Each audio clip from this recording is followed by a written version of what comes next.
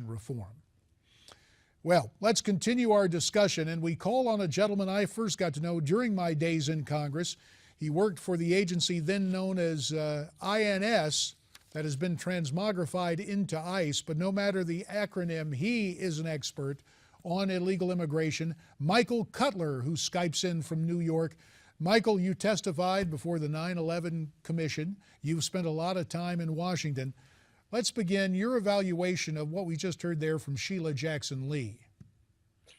Absolutely. And she also, thank you, by the way, for having me on, JD. It's always a privilege to join you. When I think about you, meeting you at that hearing that I did just weeks after 9/11, and I did my very next hearing in March of 2002, and Sheila Jackson Lee invited me. And the topic was how two of the dead terrorists, Mohammed Atta and Marwan al-Shehi, could have been granted authorization to, of all things, attend flight school 6 months after the attack. So everybody knew, A, they were terrorists, and B, they were dead. But through the ineptitude and incompetence of the old INS, these guys were granted authorization to go to flight school. And if you watch the hearing, and it's on C-SPAN, it's amazing. All the promises that were made, all the deadlines that were to be kept, you'd be hard-pressed to find one single solitary promise that has been kept, and it's more than a dozen years since that hearing. Well, of course, things changed. INS gave way to ICE, but It appears ICE has been put in a deep freeze. We are hearing reports about morale for those in charge of our border situation just being at rock bottom. Well, not just the border, the entire immigration system. That long after 9/11, I was asked about morale at the INS, and I said it wasn't a problem. And one of the congressmen, this was at a private meeting, incredulously said to me, morale's not a problem. And I said, well, that which does not exist could not possibly be a problem.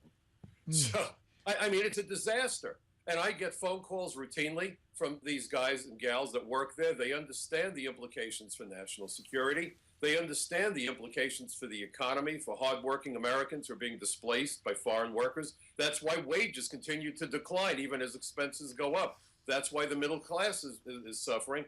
That's why Atlantic City, frankly, I believe, is going bankrupt. The middle class that would normally patronize those places don't have disposable income. But the biggest issue for me, we keep seeing the beheadings. We just had another one. ISIS says to us, we're coming to America. And I'll take them at their word. They have not failed to carry out a single threat that they've made. And our borders and our immigration laws are our first and last line of defense against terrorists. And in fact, the 9/11 Commission made it clear that it was the failures of the immigration system that not only enabled the terrorists to enter the United States, but embed themselves in the United States. And one of the questions no other network has been asking, and I've been watching TV forever, trying to keep up with what's happening. This is the only program where I'm encouraged to talk about the vetting process. And I commend you for it, and I thank you for that, because no one is asking, how in the world do you deal with an onslaught of 5 million applications? The so-called dreamers have not been subjected to either an in-person interview or a field investigation, leaving the door wide open to fraud, the sort of fraud the 9/11 Commission warned about. And just this weekend, I was with the David Horowitz Freedom Center with Senator Jeff Sessions, Congressman Louis Gohmert, Congressman John Fleming. We were on a panel discussion about immigration in Florida at their restoration weekend. And on my flight back, I picked up Newsweek, and here was the story. Inside the CIA's Syrian rebel vetting machine, and the subtitle, the CIA is discovering that its vetting machinery in Syria may not be up to the task. So I want you to think about what the implications are.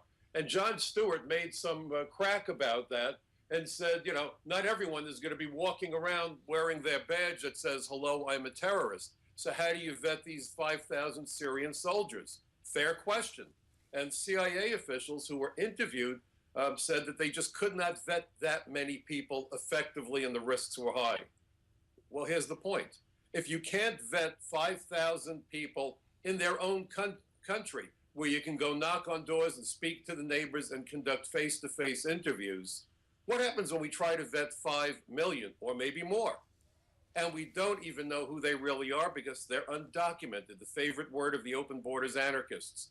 Undocumented, folks, means they don't have any official documentation to prove who they are, or maybe they have them but don't want anyone to see them because they know they're either fugitives or known as terrorists on various terror watch lists. This would be catastrophic for national security, JD. Michael, President Obama, with his announcement of executive amnesty tonight, he will insist that it will make the country safer. His apologists will say, oh, he's just doing what his predecessors did. Your reaction to those two claims? Right. Well, Bush and Reagan did that, and I was no big fan of Ronald Reagan. I'll be very honest. He also gave us the first amnesty, wrong-headed, didn't hire any more agents to enforce the law, which is how we got into the mess. By the way, when they say the system is broken, that's like a guy with a Ferrari complaining that his car is broken, but he forgets to check the gas gauge. He's got an empty tank. The car's not broken. It just needs a tank of gas. The immigration system isn't broken. It just needs the agents to go out there and enforce the law. But by the way, we lived in a different era.